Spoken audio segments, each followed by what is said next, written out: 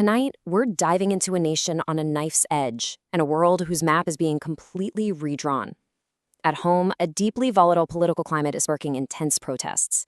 And at the same time, a brand new aggressive foreign policy is changing America's place on the world stage. So that was Vice President JD Vance, and he did not mince words. His reaction came right after the CEO of a major conservative organization, Erika Kirk, had to cancel a speaking event. And why? Because law enforcement told her there were, quote, some very serious threats against her. That one moment, right there, just perfectly captures the incredibly tense atmosphere in the country right now. So where did all this go down? The scene was Athens, Georgia. It's a college town, but for one night, it became this perfect little snapshot of America's deepest, most bitter divisions when Turning Point USA rolled into town with its national tour. And if you were outside the arena, wow.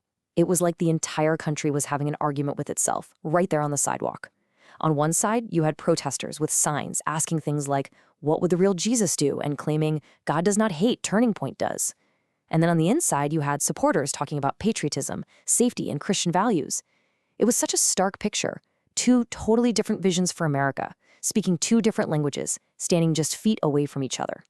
And you have to understand, the tension here, it wasn't just about politics. This was deeply personal, and it was tied to a very recent tragedy.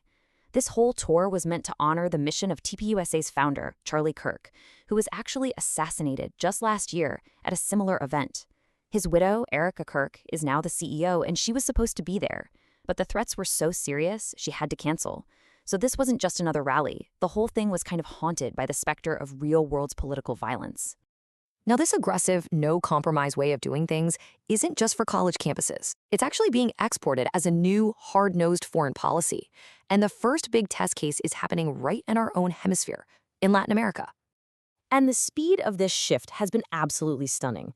I mean, since President Trump's second term kicked off, his administration has moved with incredible force.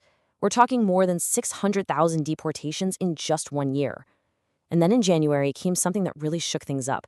U.S. military action that led directly to removing Nicolás Maduro from power in Venezuela.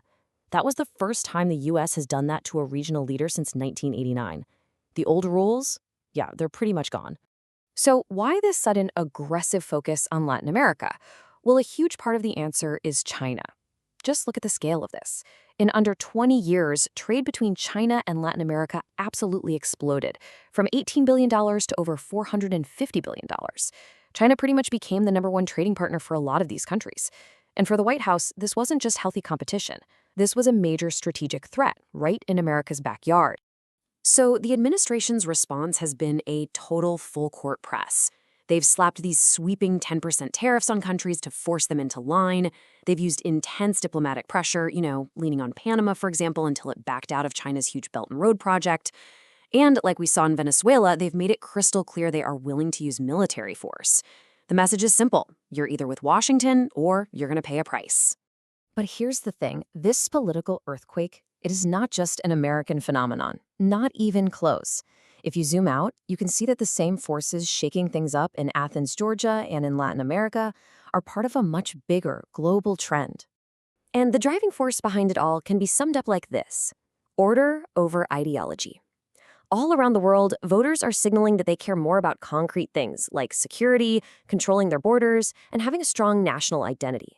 The old left versus right arguments are just taking a backseat to these more gut-level concerns. And we're seeing this pattern play out pretty much everywhere. In Latin America, countries like Chile, Ecuador, and Peru have all leaned to the right, picking leaders who promise to restore order.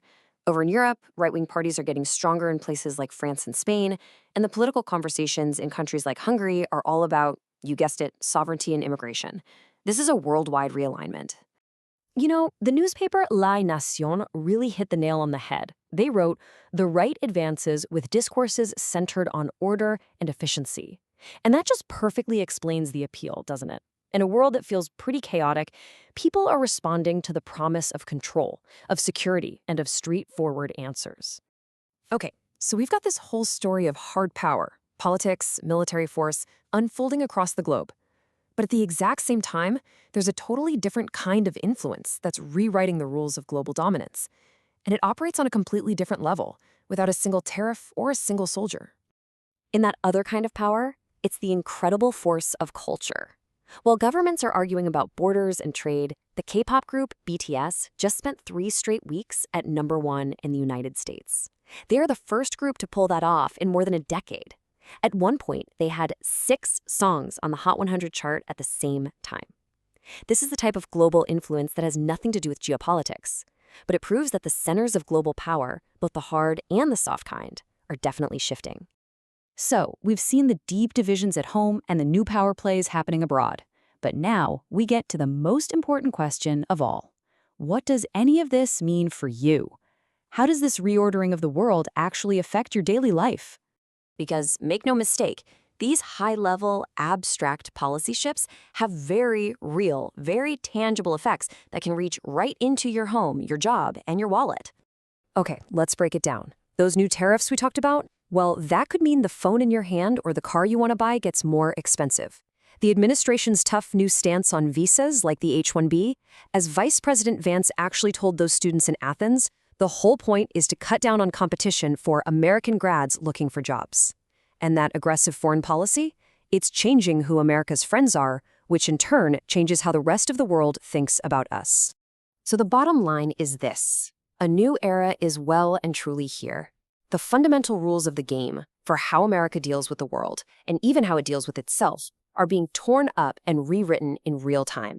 We're seeing it happen at the border, in our economy, and yeah, even on the music charts. And that leaves us with one final, huge question to think about. As we all try to navigate this reordered world, what is the single biggest threat to America's future? Is it the deep, bitter divisions we see on our own streets? Or is it the new, assertive conflicts we're choosing to take on around the globe?